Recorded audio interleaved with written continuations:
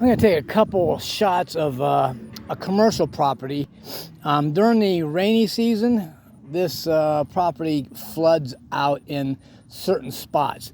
There's this other company where those trucks are built up their land like 4 feet above to where it was, and so when it rains, it drains off of that property onto the property that we're doing, and it gets wet. And I wanted to point out, it will dry out. So this is a spot where it got wet. You can see the ruts. And once it's drying out, you go ahead and take the mower across that. Just be careful. Go, out on the edges, like over here. Here's another one, another area. See all that? Oh, this is still wet. All this was wet. Okay, we got stuck in here a couple times. So you see the high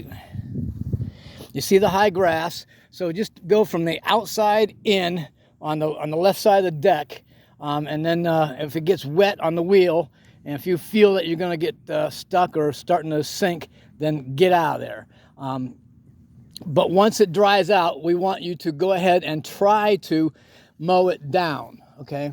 There's another section over here. There's several sections. There's another section here. See, there's still puddles in there, so obviously we can't mow that. But this is now in November, and we're in Orlando, Florida. No, I'm sorry, this is end of October. And we're in Orlando, Florida. I also had a hurricane.